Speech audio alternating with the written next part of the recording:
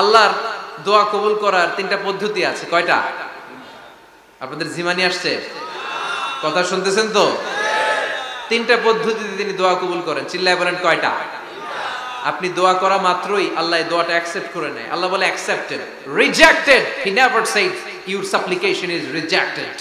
তোমার দোয়া রিজেক্ট করে দিলাম, এটা আল্লাহ কখনো বলে? সুবহানাল্লাহ পড়বেন না? দোয়া করা মাত্রই কবুল করে কে? তবে তিনটা পদ্ধতিতে করে। চিল্লায় বলেন তো কয়টা? যখনই যা চাইবেন আল্লাহ বলে দেব দেব দেব দেব না, কখনো বলে না। তিন পদ্ধতিতে কবুল হয়।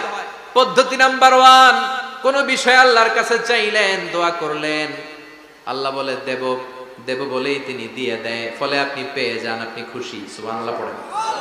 পদ্ধতি নাম্বার 2, আপনি আল্লাহর কাছে কিছু চাইলেন, আল্লাহ তখনও বলে বান্দা তোরে দেব, রিজেক্ট করে দিলাম এটা বলে না, দেব তবে এখন না, লেটার অন, একটু দেরি করে, পরে দেব, কখন দিলে আমার জন্য ভালো, আমার চেয়েও ভালো জানে কে?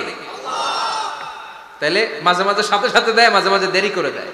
পদ্ধতি নাম্বার 3, আল্লাহর কাছে দোয়া করলেন, আল্লাহর কাছে কায় মনোবাক্যে চাইলেন, তখনও আল্লাহ বলে বান্দা আমি দেব, তুই নিরাশ হইস না, তবে এখন দেব না, দেরি, যেদিন বিপদে পড়ে যাবি ওই দিন দেব।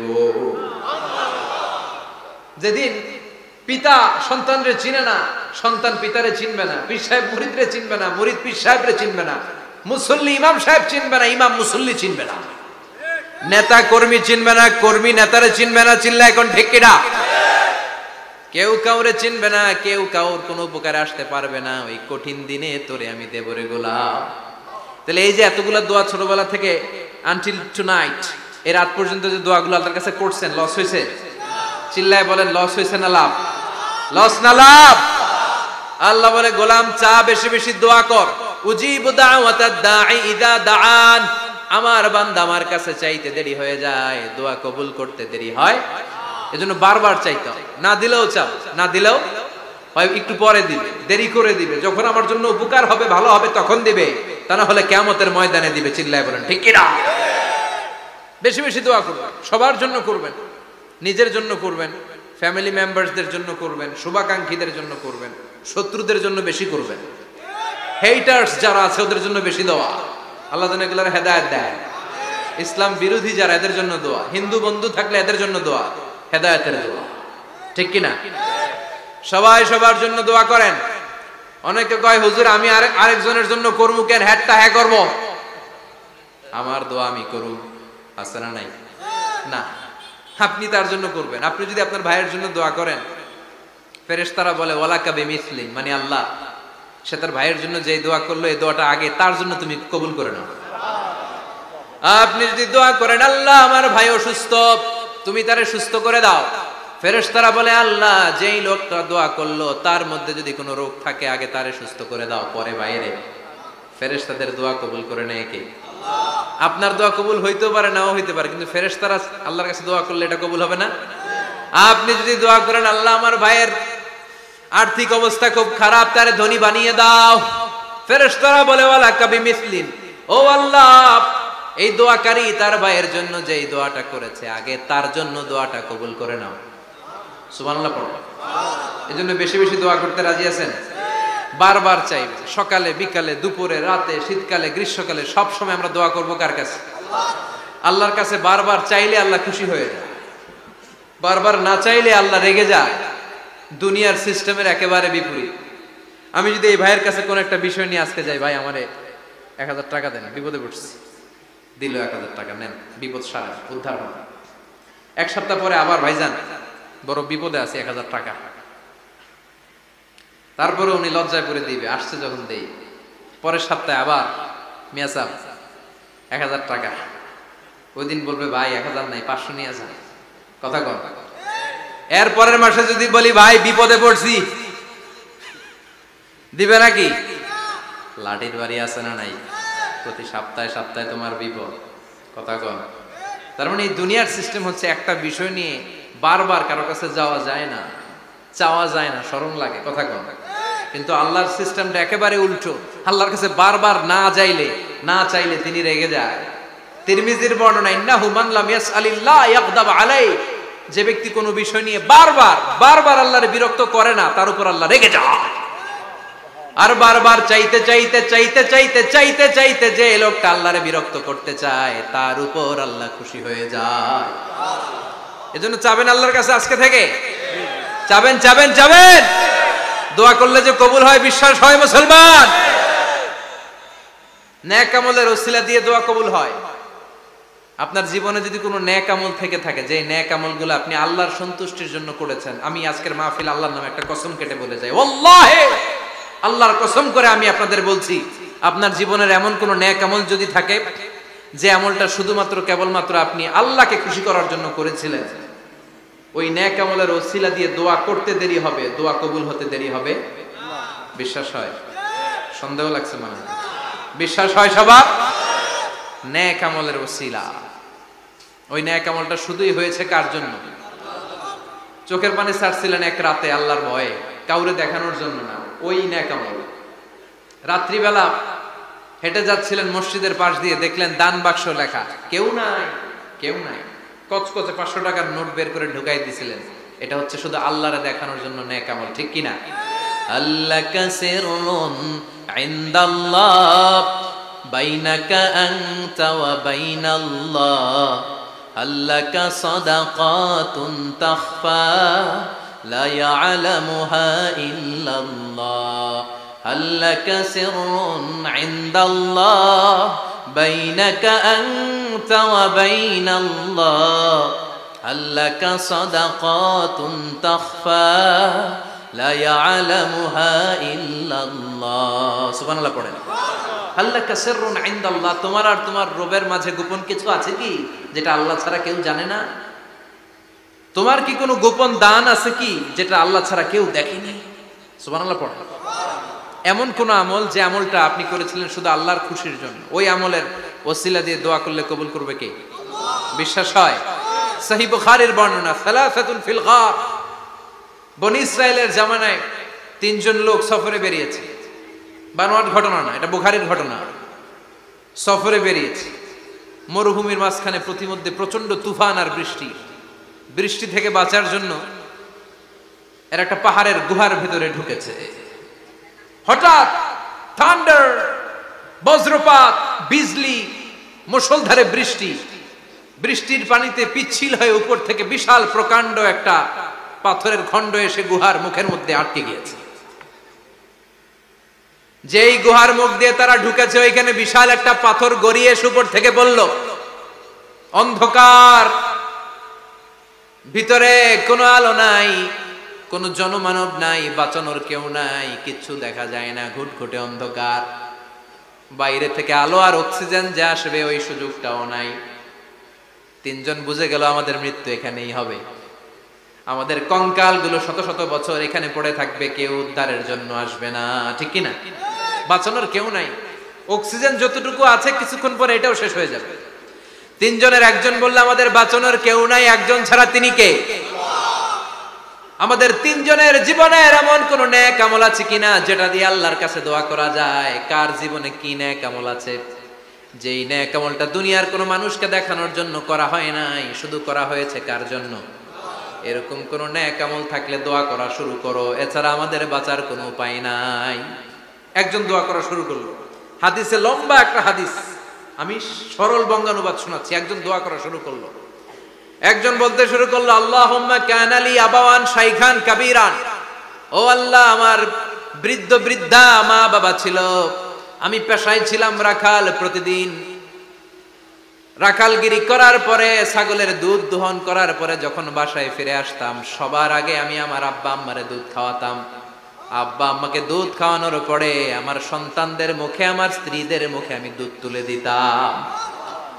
একদিন আমার আসতে দেরি হয়ে গেল, এসে দেখি আব্বা আম্মা ঘুমিয়ে গেছে। দুধের বাটি নিয়ে আমি আব্বা আম্মার মাথার সামনে দাঁড়িয়ে রইলাম। মনে মনে ভাবলাম, আব্বা আম্মা যখন ঘুম থেকে জাগবে, আব্বা আম্মারে আগে আমি দুধ খাওয়াবো, তারপরে ছেলে মেয়েরে খাওয়াবো, স্ত্রীদেরকে খাওয়াবো। দাঁড়িয়ে রইলাম, আমার ছেলে মেয়েরা এসে আমার কাছে বললো, আব্বা খাবার দাও, আমি দেই নাই। ক্ষুধার জ্বালায়, ক্ষুধার যন্ত্রণায় পাগল পড়া হয়ে আমার কলিজার টুকরা ছেলে মেয়েগুলো আমার পায়ের মধ্যে পড়ে কাঁদতে লাগলো, আব্বা একটু দুধ দাও, ক্ষুধা লেগেছে। ও আল্লাহ, আমি দেই নাই। ফজর পর্যন্ত দাঁড়িয়ে রইলাম, ফজরের সময় যখন আব্বা আম্মা ঘুম থেকে উঠলেন, সবার আগে আব্বা আম্মারে দুধ খাওয়ালাম, তারপরে ছেলে মেয়েদের মুখে তুলে দিলাম। ও আল্লাহ, ও আল্লাহ, ওই দিনে সারা রাতটা আমি দাঁড়িয়ে আব্বা আম্মার জন্য যে দাঁড়িয়েছিলাম, দুনিয়ার কাউরে দেখানোর জন্য নয়, শুধু তোমারে খুশি করার জন্য। ওই রাতের ইবাদতটা যদি তোমার কাছে পছন্দ হয়, ফাফাররিজ আন্না মা নাহনু ফি, আজকে যেই বিপদে আমরা আছি, বিপদ থেকে তুমি বাঁচাও। বলার সাথে সাথে 1/3, 1/3 পাথরটা ডান দিকে সরে। সুবহানাল্লাহ পড়বেন না? এবার বাইরে থেকে আলো আসতে শুরু করেছে, অক্সিজেন ঢুকতে শুরু করেছে, তাদের মনের মধ্যে স্বস্তি ফিরে এসেছে। এবার দ্বিতীয় জন দোয়া শুরু করলো, আল্লাহ, আমার এক চাচাতো বোন ছিল, এত সুন্দরী, আমার জীবনে এত সুন্দরী নারী আমি দেখি নাই, এত সুন্দরী নারী। ওয়া কুনতু উহিব্বুহু বিআশাদ্দি মা ইউহিব্বুর রিজাল আন নিসা, একজন পুরুষ একজন নারীকে যত ভালোবাসতে পারে আমি ঠিক ততটা ভালোবাসতাম আমার এই সুন্দরী কাজিনকে, চাচাতো বোনকে। কিন্তু আমার মনের কথা আমার চাচাতো বোনরা আমি বুঝাতে পারি নাই। একদিন লজ্জা শরমের মাথা খেয়ে চাচাতো বোনরা আমি বললাম, তোরে আমি বড্ড ভালোবাসি, একান্তে আমি তোরে চাই। চাচাতো বোন বলল, এত এত স্বর্ণ মুদ্রা যেদিন জমাতে পারবা ওই দিন আমারে পাবা। এবার আমি স্বর্ণ মুদ্রা জমাতে লাগলাম, জমাতে জমাতে জমাতে জমাতে বছর শেষে স্বর্ণ মুদ্রার থলে নিয়ে চাচাতো বোনের হাতে দিলাম। চাচাতো বোন আমার অপকর্মে রাজি হয়ে গেল। গোপন একটা রুমের ভেতরে আমরা ঢুকলাম, দুইজনেই জামা কাপড় খুলে নেকেড হলাম, জিনা করব, পাপ কাজ করব। একেবারে ফাইনাল ডেস্টিনেশন আমরা চলে গেলাম। পাপ কাজ যখন আমরা শুরু করব, ইন দা মিন টাইম আমার চাচাতো বোন আমার ডেকে বলে, ও আমার চাচাতো ভাই, ইত্তাকিল্লাহ, ইত্তাকিল্লাহ, আল্লাহরে ভয় কর, আমার সতীত্ব নষ্ট করে দিস না। আল্লাহ ওই মুহূর্ত থেকে ফিরে আসা কোনো পুরুষের পক্ষে সম্ভব ছিল না। ইত্তাকিল্লাহ, এই বাক্যটা শুনে, তোমার আওয়াজ শুনে আমার কলিজার মধ্যে কাঁপুনি ছুটে গিয়েছে। তোমার নাম শুনে আমি আর ধৈর্য ধারণ করতে পারি নাই, চিৎকার মেরে জামা পেড়ে ওই ঘর থেকে বের হয়ে গেলাম। ও আল্লাহ, শুধুমাত্র কেবলমাত্র একমাত্র তোমার ভয়ে ওই দিন আমি আমার চাচাতো বোনের সাথে পাপ কাজে লিপ্ত হই নাই।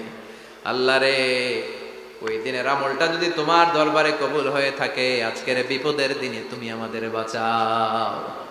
বলা মাত্রই এই দোয়া আল্লাহর কাছে এত কবুল হয়েছে, কারণ আল্লাহর ভয় এটা পৃথিবীর সবচেয়ে বড় ইবাদত। চিল্লায় বলেন ঠিক কিনা? যাদের হৃদয়ে আছে আল্লাহর ভয়, তারা কভু পথ ভুলে যায় না।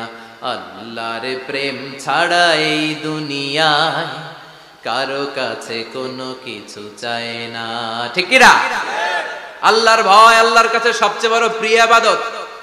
আল্লাহর কাছে দোয়াটা এত পছন্দনীয় হয়েছে, মুহূর্তের মধ্যে 2/3 পাথরটা গুহার মুখ থেকে ডান দিকে সরে যায়।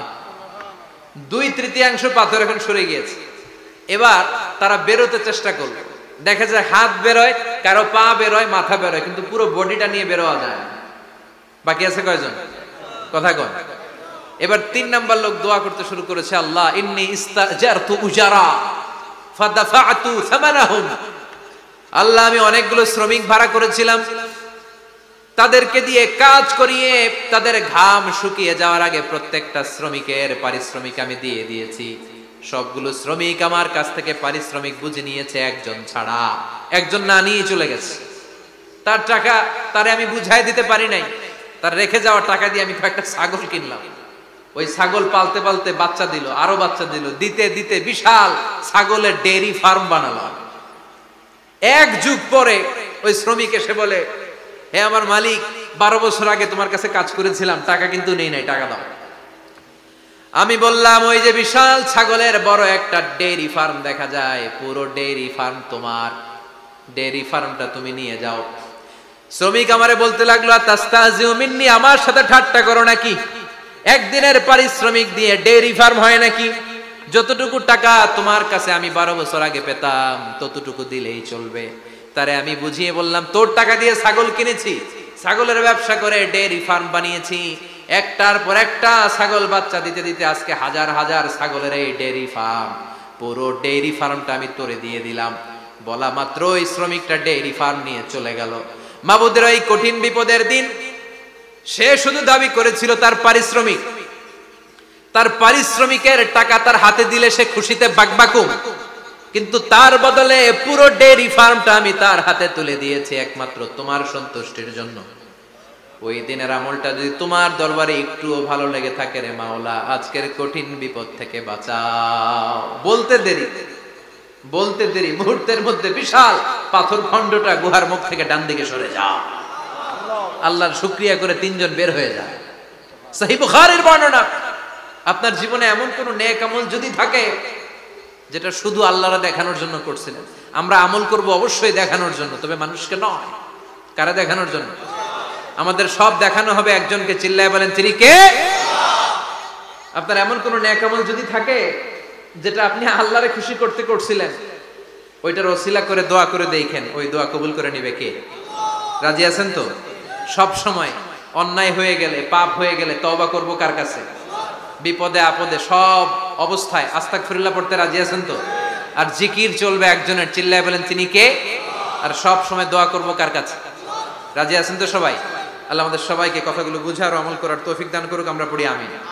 আর জোরে পড়ি আমিন। যারা লম্বা সময় ধরে কথাগুলো শুনলেন, কোরআন সুন্নাহর আলোকে আমরা কথাগুলো বলার চেষ্টা করেছি, তারপরেও আমার মনের অজান্তে কোনো মিস ইনফরমেশন যদি আমার মুখ ফসকে বেরিয়ে যায়, সেগুলো যেন আল্লাহ পাক আমাদের স্মৃতিপট থেকে মুছে দেয়। আমরা পড়ি আমিন। সত্য, সুন্দর, কল্যাণকর, হকের পক্ষে যা বললাম তার সবগুলো কথা প্রথমে আল্লাহ তাআলা আমাকে আমলের তৌফিক দান করুক এবং আপনাদের সবাইকে আমলের তৌফিক দান করুক। আমরা পড়ি আমিন। আপনারা সবাই শয়তান আর ইনসান, এই দুইয়ের মধ্যে মৌলিক পার্থক্য হচ্ছে এটা, শয়তান পাপ করে পাপের উপর স্থির থাকে, আর আমরা পাপ করে মাফ চাই কার কাছে? আমাদের জন্য মাফ চাওয়ার দরজা খোলা আছে না নাই? সকালে গুনাহ করছি, দুপুরে মাফ করে দিবে কে? দুপুরে পাপ করছি, রাতে মাফ চাইলে ক্ষমা করে দিবে কে? 24/7 সব সময় এই মাফ চাওয়ার দরজাটা খোলা আছে না নাই? শুধুমাত্র কেবলমাত্র দুইটা সময় আল্লাহ তাআলা তওবা কবুল করেন। এক হচ্ছে বাদাল গারগারা। বাদাল গারগারা, মালাকুল মাউত যখন এসে রূহ ধরে টান দেয়, তখন গলায় গরগর গরগর শব্দ হয়। মালাকুল মাউতকে দেখে ফেললে আর তওবার কোনো সুযোগ নেই। সাইয়েদনা মুসা আলাইহিস সালাম তার চাচাতো ভাই কারুনকে বলেছিল সম্পদের যাকাত দাও, এ সম্পদ আল্লাহ দিয়েছে। কারণ বলে আল্লাহ দেয় না, ইন্নামা উতিতুহু আলা ইলমিন ইনদি, আমি আমার ইন্টেলেক্ট, আমার সৃজনশীলতা, আমার বুদ্ধিমত্তা খাটিয়ে সম্পদ উপার্জন করেছি, আমি যাকাত দিব না। মুসা আলাইহিস সালাম বললেন তাহলে আযাবের অপেক্ষা করো। কারণ বলল পারলে আযাব নিয়ে আস। রব্বুল আলামিন বললেন ফাকাসাফনা বিহি ওয়া বিদারিহিল আরদ, ও মুসা নিরাপদ দূরত্বে তুমি সরে যাও, আমি এখনই কারুনকে তার সব সম্পদ সহ জামিনের মধ্যে দাবিয়ে দেব। কারণ তার সম্পদ সহ জামিনে দেবে যেতে লাগলো। আমি জায়গাটা নিজে দেখে এসেছি। মিশরের রাজধানী কায়রো থেকে 120 কিলো দূরে ফাইউম নামে একটা জেলা আছে, ওই জেলায় বহাইরা কারুন, কারণের সব সম্পত্তি আল্লাহ জামিনে দাবিয়ে দিয়েছে। হাঁটু পর্যন্ত দেবে যায়, সে ভেবেছে আমি বেঁচে যাব। কোমর পর্যন্ত দেবে গিয়েছে, বেঁচে যাব।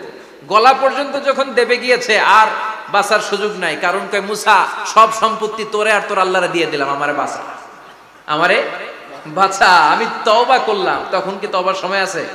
কথা কন। বাদাল গারগারা, মালাকুল মাউত যখন দেখে ফেলবেন তখন তওবার সুযোগ আছে? ফেরাউনেরও একই দশা। লোহিত সাগরের পানি খেতে খেতে ফেরাউনের পেটটা যখন এত বড় হয়ে যায়, ফেরাউন হাত তুলে বলে আনা মিনাল মুসলিমিন, আমি মুসলমান। আমি, এটা কোরআনের আয়াত কিন্তু, আনা মিনাল মুসলিমিন, বনি ইসরাইলরা যে আল্লাহর উপর ঈমান এনেছে, আমিও ফেরাউন সে আল্লাহর গোলাম। আল্লাহ বলে দ্য টাইম ইজ আপ, সময় শেষ, এখন তোমার ঈমান কবুল করা হবে। তার মানে বাদাল গারগারা তওবা কবুল হয় না। এই মৃত্যুর গড়গড়ানি আসার আগ পর্যন্ত চোখের পানি ছেড়ে যদি আল্লাহর কাছে ক্ষমা চান, জীবনের সব গুনাহ মাফ করে দিবে কে? শয়তান আল্লাহরে বলল মাবুদ এত জান্নাত বানিয়ে কি লাভ, আপনার একটা বান্দারও জান্নাতে ঢুকাতে পারবেন না। আমারে বানিয়েছেন জাহান্নামী, আমি আমার সর্বোচ্চ চেষ্টা দিয়ে আপনার সবগুলা বান্দারে জামাতে জাহান্নামে নিয়ে একসাথে ঢুকবো, পারলে জাহান্নাম আরো কয়েকটা বাড়িয়ে বানান।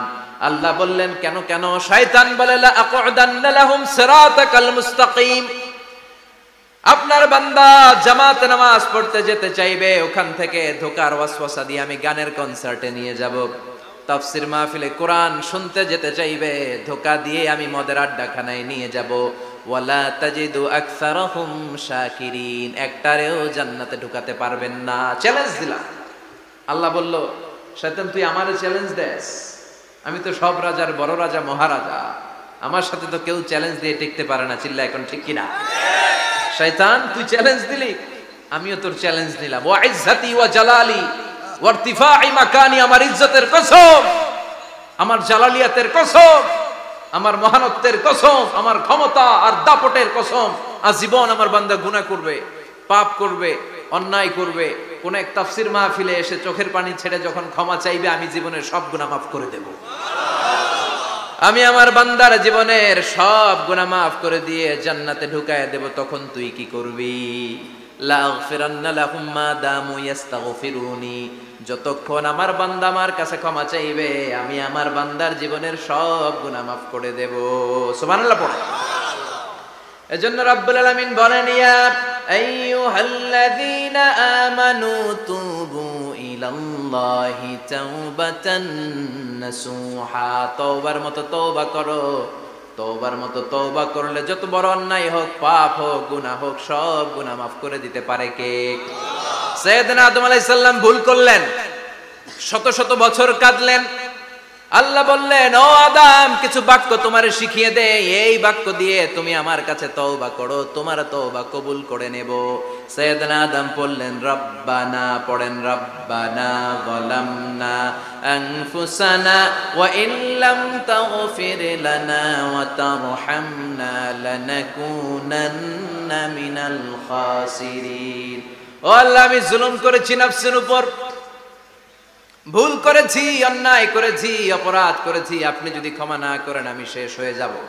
লানাকুনান্না মিনাল খাসিরিন, আমি ক্ষতিগ্রস্তদের মধ্যে শামিল হয়ে যাব। ঠিক কি না?